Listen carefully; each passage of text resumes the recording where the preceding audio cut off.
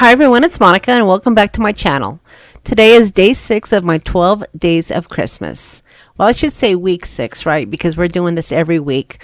But I promise you, once we get closer to Christmas, I'll have a couple of videos a week for you rather than just doing them once a week. But today we're going to talk about stickers. And honestly, I think stickers are underrated when it comes to card making. There are so many people out there that think if they use stickers on their cards, that it's not truly a handmade card. But I'm going to show you how I'm going to use these cute stickers to create some wonderful cards. And believe me, once we're finished, you will agree that these are definitely handmade cards using stickers. Now, one of the reasons I love using stickers on my cards is because, honestly, I'm not a great colorist. And stickers are already, for the most part, pre-colored. And you can get these stickers and add them to your cards to make them look like they were stamps and colors. So I was on Craft Roulette a few weeks ago, and I created this cute little card that I just shared with you. And I wanted to go ahead and show you how I can create more of a flat layered card using the same design. Now, when it comes to Christmas, a lot of times we don't like to necessarily have a lot of layers and embellishments on our cards because, let's face it, the cost of a stamp is really going up. So the flatter you can have your cards, the easier it's going to be the mail, and the cheaper it's going to be on your pocketbook. So I used my Photoshop to create some layers on my card, and then I went ahead and just printed it out so that way when I add it to my red cardstock, it looks like I have several layers. And this is a great way to start out with the base of your card. Now, of course, you can easily layer your cards. There's nothing wrong with that. But I wanted to go ahead and start with more of a flat card base that looked like it had more layers. So as you can see, I have one of the pieces of paper, which is the background from one of my digital design kits. And then again, using my Photoshop, I added the receipt. And then I added the mason jar. So now I have one piece that looks like it has 3 layers. Now, one thing that I love about having layers is you can tie ribbons and bows and whatnot over some of your layers. But even if you have a flat piece like this, you can still add some of those embellishments. All you need to do is just add a couple of holes and actually tie it through all of the layers that you have on your cardstock. So here I just added a couple of holes, and I'm going to go ahead and string some ribbon through my paper so that way I can tie a little bit of twine through my mason jar just to make it look like the one on the top part of my screen. And once I punched the holes into my cardstock, I just threaded a needle that I had. And this is just a needle that I use to bind some of my journals. And I just simply sewed it through. And then I'm going to tie it off with a little knot. Now, if you want to add some sort of a tag or maybe a bigger embellishment, you can certainly do that. And you don't even necessarily have to do it at the beginning. You can do it at the end when you have everything embellished. But I wanted to go ahead and just show you how easy it was to go ahead and add a piece of twine to my card, even though I already had it as just a flat layer and not layers independently.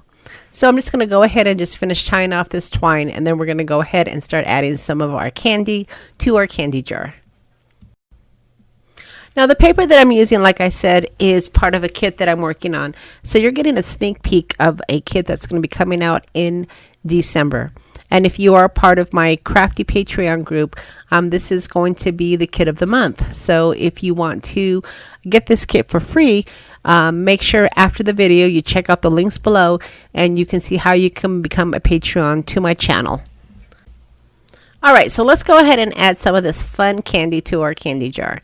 So as you can see, these are just stickers that I picked up at Hobby Lobby.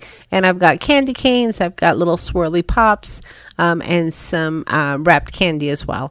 And I'm just going to go ahead and just pick some fun pieces to add to my mason jar. And as you can see, they are fitting nicely. I did size this paper to work for a 5x7 card, but because these are digital images, of course, you can size them to whatever size you need. While I'm sure that there are lots of stamps out there to create fun candy, there is no way I could get my candy to look this beautiful. And as you can see, it was really easy to put this card together. And I don't know about you, but I still consider this a handmade card, even though I added stickers to my jar. And I already started out with some of my layers on a printed image. So this is still a handmade card, so don't feel like you can't use extra pieces of embellishments to add to your cards when you're making handmade cards, especially if you're making a lot of them. Any types of shortcuts you can find are always acceptable in my book. And then I'm going to go ahead and add a couple of these pieces of candy on the outside of the jar as well, just as extra embellishment.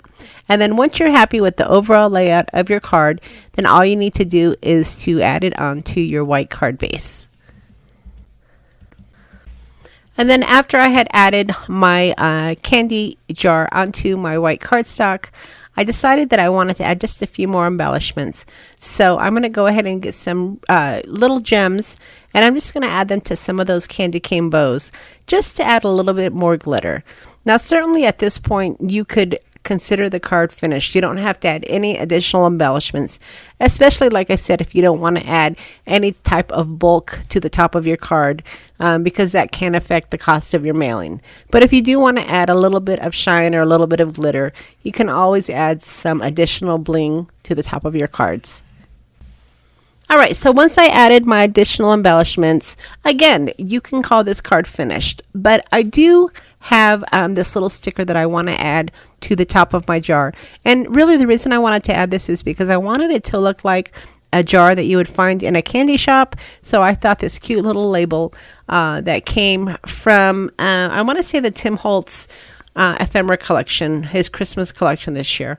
I wanted to go ahead and add this to the front of my jar just to make it look like it was something you can find in a candy shop.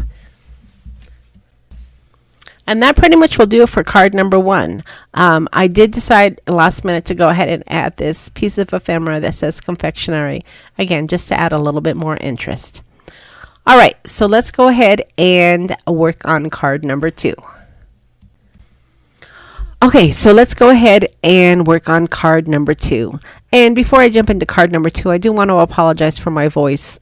If you've been following me on my YouTube channel, you know I've been struggling with a cold for the last almost 2 weeks now, and I just can't seem to kick this cough. But I didn't want my series to suffer, so I'm here taping even though I do sound a little muffled. So I do apologize for my voice. All right, so let's talk about card number 2. Now here is another sticker set that I found again over at Hobby Lobby, and I'm going to work with this cute little Christmas gnome. Now I know gnomes have been popular, gosh, for probably the last year now. You can see gnomes for every season and every occasion. And to be honest with you, I really haven't jumped onto the bandwagon, but I found this cute little Christmas gnome that had these little mittens that looked like he could be holding a hot cocoa cup. So when I was trying to come up with some sort of a design to use these little hot cocoa stickers, I knew this gnome was the perfect choice. All right, so I found some really festive red and white designer paper, and I decided to mat it onto some black cardstock. And then I'm going to go ahead and just add a few ephemera pieces. And then once I was happy with the background, then it was time to go ahead and add my little gnome. But before I did that, I wanted to go ahead and add just a little bit of distress ink to create some shadowing. All right, so as you can see here, this gnome I sized perfectly to fit in my 5x7 card, and then again, just adding a few more embellishments for the background. Now you might be thinking, when I add these stickers, it really isn't going to look like my little gnome is holding the cocoa. It's going to look like the cocoa is actually in front of his mittens. But I'm going to show you a little trick on how we can make this little gnome actually hold his hot cocoa. So let me go ahead and show you how I did that. Now the great thing about digital images is you can duplicate them, and you can take pieces of your image and separate them from the actual image. And that's exactly what I did.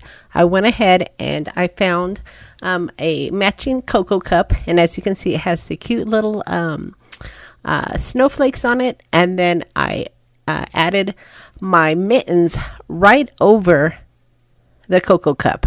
And these are the mittens that you see him on the gnome itself. All I did was separate them from the gnome and then cut them separately to go ahead and pop them right over my cocoa cup. And when you're working with digital images, you can really do this with any part of an image. If I wanted to, I could go ahead and reduplicate his shoes. I could reduplicate his hat. I could even reduplicate his nose just to add a little bit of a height and dimension to my gnome if I chose to do that. I was so pleased at the way this little gnome turned out, and as you can see, I have several more coffee mugs, or cocoa mugs I should say, that I can make several more cards. And because again this is a digital background, I can print out this background over and over again along with my little gnomes, and I can create several of the card using this same design. And then before I add my black cardstock onto my white card base, I'm going to go ahead and add just a few more embellishments. I'm adding a few more candy canes to my background, and then I'll go ahead and I'll glue it right onto some white cardstock. So again, with just a few embellishments, a few stickers, and some really festive cardstock, I've created this fun Christmas card that I can recreate over and over again. So here we have two different types of stickers, and we've created two different types of handmade cards, which would be really easy to recreate if you have several cards that you need to get out for Christmas. All right, so I'm going to go ahead and layer this onto some white cardstock, and then we're going to work on design number 3. Now, design number 3 isn't going to actually be a Christmas card, but they're going to be cute little Christmas tags that you can use to add to Christmas cards or to just embellish presents or additional little items you may have in your craft room.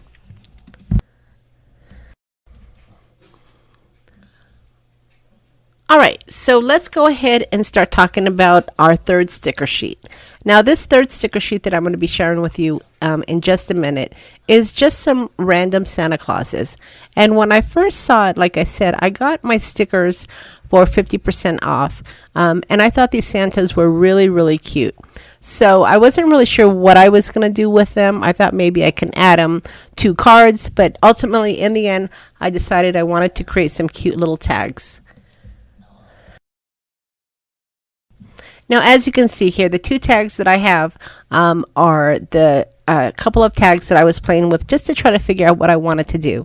And these little dies and stamps came with my Sidekick. They were part of the Sidekick collection, and they make cute little tags. And then I had these Remnant Rubs from the Tim Holtz collection as well that I thought would be good additions to my tags. Now, I cut out the tags again using this die cut, and I used just simple manila folders. So I have some old folders in my office that I just cut up and I used to cut up some tags. And then I took my stamp and I used some of my Fired Brick Distress ink to go ahead and stamp the outline of that label. And then once I had my ink all dry, then I went ahead and I added my stickers. And now I'm just choosing some of the mini Remnant Rubs from the Tim Holtz collection to embellish the tags. And as you can see, there really is no rhyme or reason to these tags. I'm just adding, like I said, the stickers, and then I'm adding some of the embellishments. And then once I have the embellishments that I want on the tags, I'll go ahead and I'll add some of my walnut stain distress ink, and then I'll add some twine to my tags, and I will have several little tags that I can use for the holidays. Now remember, for the extra embellishments, you don't necessarily have to just use Remnant Rubs. If you have little stamps in your collection, you can certainly add some stamps to your tags. I have this cute little star stamp that I have right on my desk here that I use as extra embellishments whenever I need to fill space. And that's ultimately what I decide to use just to fill some of the space on my tags. So I hope that I've given you some ideas on how to create fun Christmas cards and cute little Christmas tags using stickers. Don't be afraid to use stickers on your cards. Like I said in the beginning, a lot of people kind of shy away from stickers because they feel that using stickers takes away from the handmade process. But as you can see, I used 3 different sticker stamps to create 2 fun cards and some great handmade tags. So remember, this is part of my 12 weeks of Christmas, or 12 days of Christmas, however you want to call it. And after each video for my 12 days of Christmas series, I do reveal another present on my advent calendar. So if you've been playing along, you've been getting a new present every week that you can download over from my shop. So I will leave a link to that in the description box. And if you are interested in playing along, be sure to check out some of the videos that I've already released over the last couple of weeks. And make sure that you do click on the link to get your present on my handmade advent calendar. And of course, if you've been enjoying my videos, don't forget to give me a thumbs up. And if you haven't subscribed to my channel yet, don't forget to hit that subscribe button before you head out. Hopefully by the time that I record my next video, my voice will be a little bit better and I will have kicked this awful cough. All right, everybody. Thanks so much for playing along, and we'll see you again next time.